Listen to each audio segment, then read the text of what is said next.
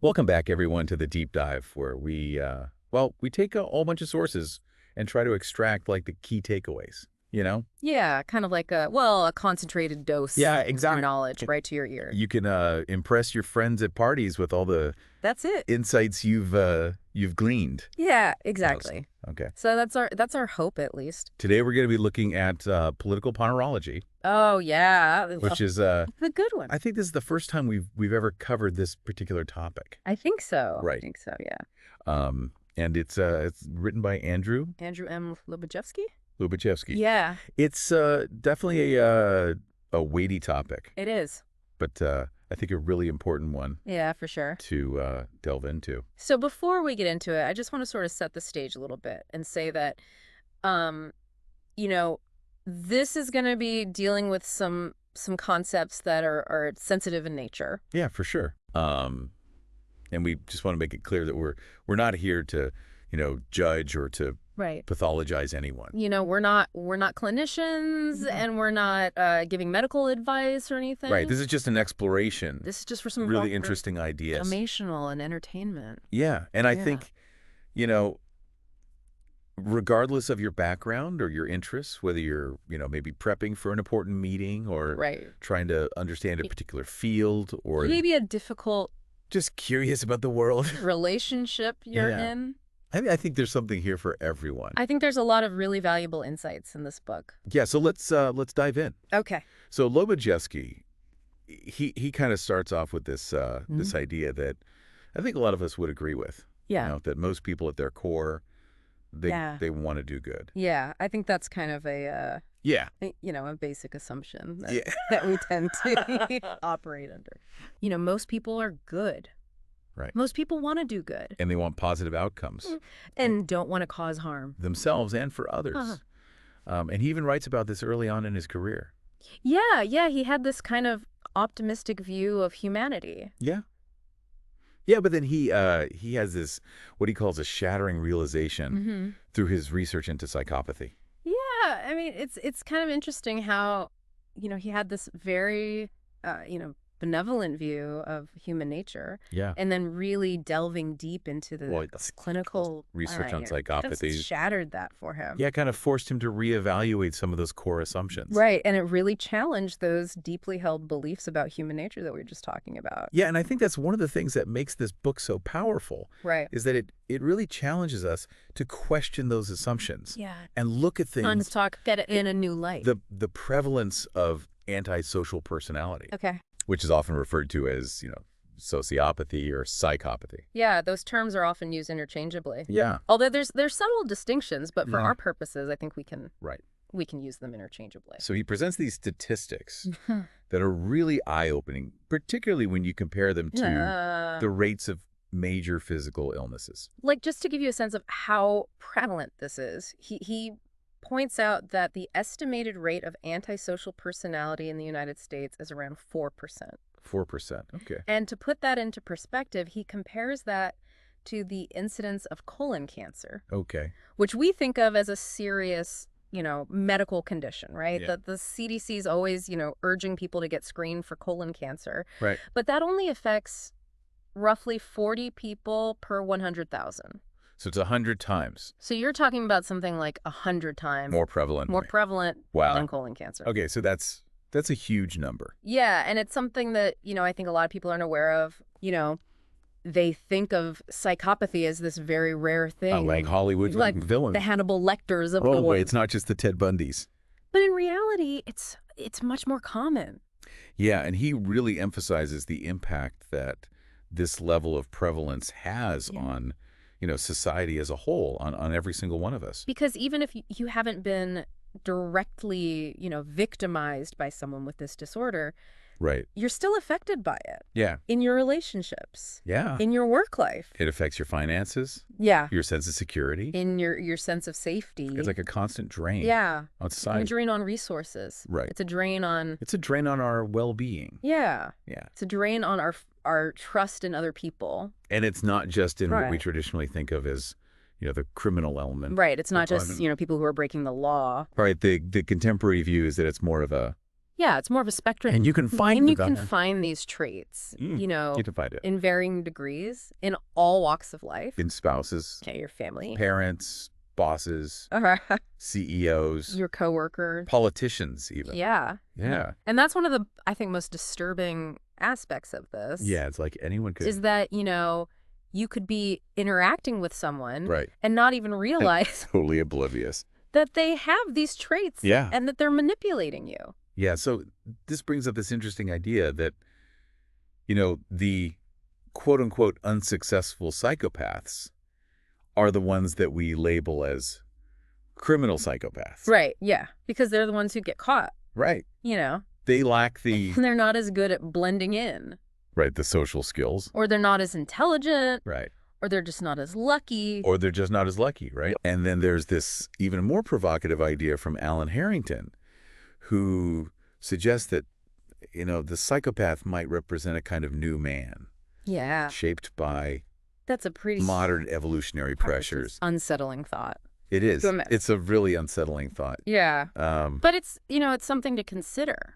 yeah. It's like, are we selecting for these traits in a way?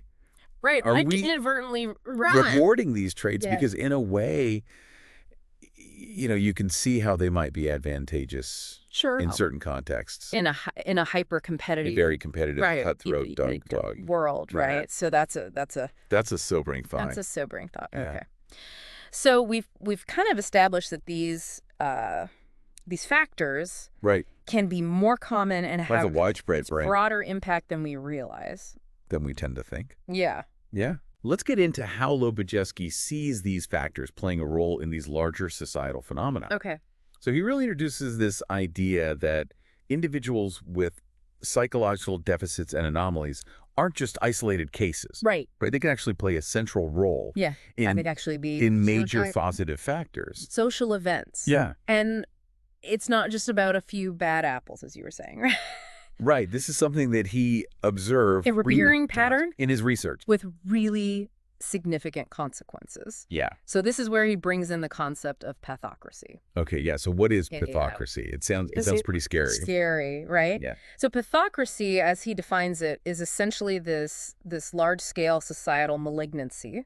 Okay. It's a system of governance where a specific hereditary anomaly, Right. what he calls essential psychopathy, Essential psychopathy. becomes crucial for the establishment and the survival of that system. So it's not just bad leadership. All right. It's the system itself. It's the system itself just pathologically structured. pathologically structured. Yeah. In a way. It's like the rules of the game. And promotes these kind kinds of individuals. with these specific deficits. Yeah, and makes it very difficult for Very normal difficult. people to function. Yeah, and he says that our natural human worldview can actually be a barrier to understanding this.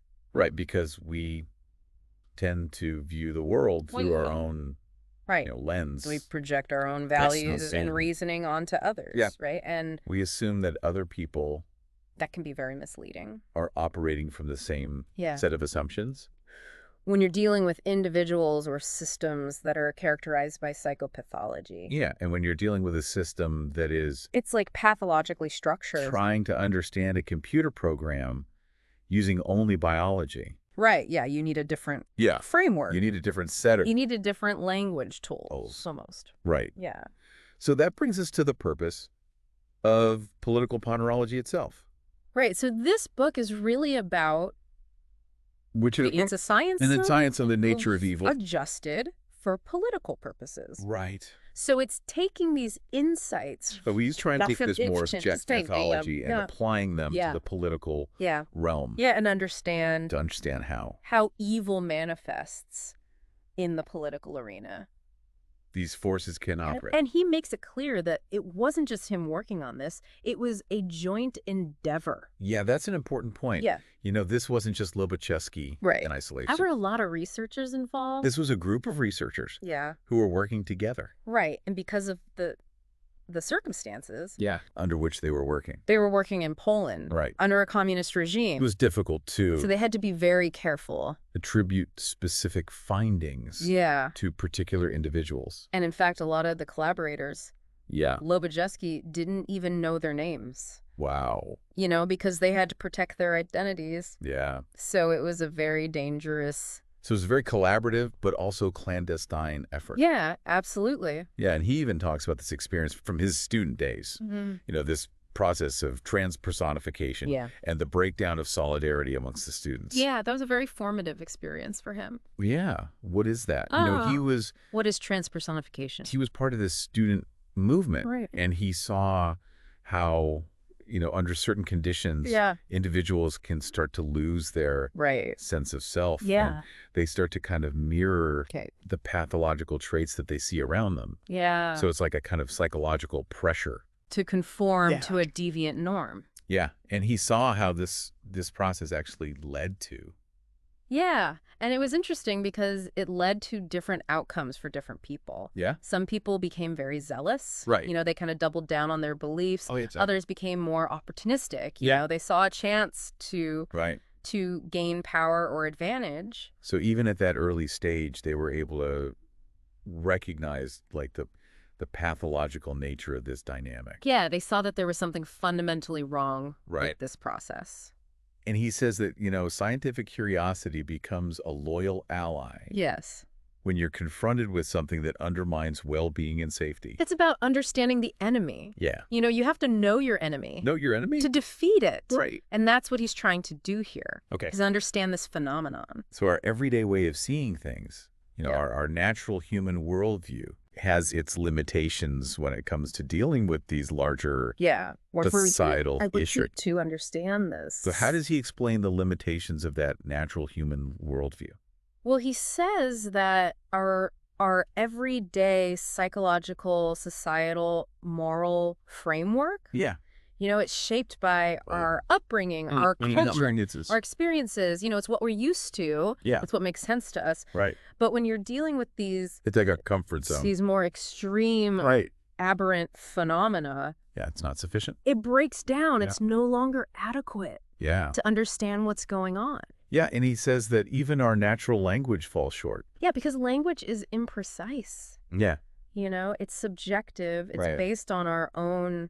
It's full of interpretations. Right, interpretations and assumptions. Yeah, and so we need more objective scientific language. Objective scientific mathematics. Yeah, like mathematics is the language of physics. Yeah. We need a language for this phenomenon as well. Yeah. To really understand it. And he talks about egotism being a major obstacle to that. Yeah, egotism in the sense of overestimating our ability to comprehend these things. Right. With our... It's like we think we know. We really do. Framework. Yeah. You know, we think we can just apply our everyday... We can just use common sense. Common sense. Yeah. And figure it out. And it's not that simple. It's not that simple. Yeah. You need a more sophisticated... It's a much more complex phenomenon. Understanding. Yeah. Yeah. Okay, so he places a lot of emphasis on the need to understand our instinctive substratum. Yeah. So what is that? What is that? The instinctive substratum. Yeah. It's basically the foundation of our psychological makeup. It's the biological basis of our... So the biological underpinning. Our instincts, our drive. Of our psychology. Yeah. And it's something that we often overlook. Yeah. Because it's so basic. Right. It's like the operating system of our computer. Yeah. You know, it's running in the background. We don't think about it. We don't think about it. Right. But it's essential. Until it goes wrong. It's what makes us who we are. Yeah. And he says that this is where we find some of the most important individual differences. Okay. You know? So how does that... The specific content of our instincts is less important than the overall intensity and direction of those instincts. Right. So some people have a very stronger instinctive substratum. Instinctive substratum. Right. Some people have a weaker one. Okay. Some people are more driven by their instincts. Right. Some people are less driven by them. And this ties into this idea of internal projection and inspection. Right. Yeah. So this is the uniquely human ability to reflect on ourselves. To look inward. To look inward. To examine our thoughts. Yeah. Our feelings. Our motivations. Our motivations. And this is something that, you know, varies a lot from person to person. Okay. And it's not necessarily correlated with intelligence. Not everyone's equally good at it. Right. Yeah. You can have someone who's very intelligent. Right. But they're not very good at They lack self-awareness. Self-reflection. Right. Or vice versa. Okay, so he calls these psychological variations a gift to humanity. Yeah, because they allow us to create these complex societies. It is a gift. You know, if everyone was the same, Yeah. we wouldn't be able to have specialization. You wouldn't have. We wouldn't have creativity. Right. We wouldn't have all the things that make human society interesting and dynamic. It's So like it's really important to recognize these differences as a natural law Yeah. and appreciate them. Appreciate the differences. Yeah. Yeah, so society itself is a socio-psychological structure. Right. So what does that mean? Yeah. It means that the society is made up of individuals Well, it's a tapestry with different thing. psychological organizations, you know, different personalities. And this is where freedom comes from, in a way. Right. Very well. Because we have this diversity. We have this, you know, That allows us to... range of possibilities. Right. That allows us to... The range of possibilities. Yeah. Right. Right. But it also comes with... But it also comes with responsibilities. Responsibilities. You know, we have to find a way to coexist. Right. To cooperate. To work together. And he contrasts a society that's based purely on economic interests with one that's based on an understanding of psychological qualities. Yeah, and he says that ideally... Right, where the capable and the people who are both capable and normal and should be the ones who are in charge, you know? And then there's the role of language. Right. And how it shapes our understanding and what we can even discuss. Yeah, so language is the tool. Right, this concept of the content plane. That we used to think. Right. And to communicate. Oh, what is the content plane? So the content plane is basically the limits of what we can talk about. Right. The limits of what we can think about. Yeah. So if you don't have the language for something, you can't... If you don't have the words for it... even think about it. You can't even conceptualize it. Right. And he points out that individuals with psychological anomalies can actually influence the content plane. How so? By either... you know, directly promoting their ideas. Right. Or by limiting oppressing ideas of others. Right. You know? Yeah. They can control the narrative. They can control the narrative. Yeah. Yeah. And so the development or decline of important societal factors. Right. Like the utilization of talent. Like our ability. Is tied to this prevailing psychological worldview. To recognize and nurture talent. Right. So if you have a society that doesn't value... you have a society that's... certain types of talent. Intelligence. Then those talents are going to be wasted. Yeah. Yeah. And he even talks about a social order indicator. Yeah. This is an interesting idea. Yeah. He says that it should be possible to develop a, you know, a metric to measure how well a society is doing. So a way to quantify the health of a society, how well it's utilizing its talent. Yeah. So you could have like a scale. So like a scale of... from like -1 to +1. 0 to 1 or something. Yeah. Yeah. And the closer you are to +1, right, the better the society is doing. The healthier the society. Yeah. And he points out that, you know, one of the challenges for leaders is that society is made up of people with different levels. That would be a perfect fit. Of social adjustment. Right. You know, some people are overreaching. They're trying to get to what they're qualified for. Yeah. And other people are... underachieving. Yeah. You know, they're not living up to their potential. That's a real challenge. It's to get everyone in the right spot, you know. Balancing act. Okay, so now let's talk about these concepts of hysterization and spellbinders. Yeah. These are two key concepts in his work. So let's start with hysterization. Okay, so hysterization is basically a societal... what is it? Kind of a societal fear of truth. Fear of truth. Okay. All right, so a societal unwillingness to face because it's too uncomfortable. Right. You know? It's easier. You'd rather live in a fantasy. Pretend that everything's okay. Yeah. Yeah. And he says that this can actually pave the way for pathological actors to take advantage of the situation. If people aren't thinking critically. Right. If they're not willing to. Yeah, if no one's willing to call out question the status quo. Right.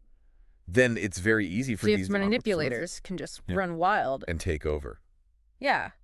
But he also observes that, you know, sometimes suffering and difficulty can actually lead to regeneration of values.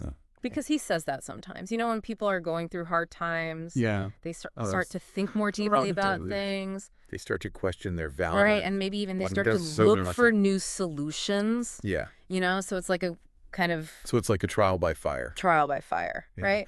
That could actually lead to positive change. Yeah. But if we lack that, But if we don't have that philosophical, psychological, moral reflection, reflection, then we're just going to then we're just going to repeat the same mistakes. repeat the same mistake. Okay, so now let's talk about these spellbinders. Okay, so spellbinders Who are they? are these individuals who have Well, a they're individuals that have a a lot lot of influence over others. Yeah, they have this ability to Yeah. kind of Hypnotize people. that's a magnetic allure. Yeah, and they And- tend to have... And yes. And he says that they often have these pathological traits. Expert speaker,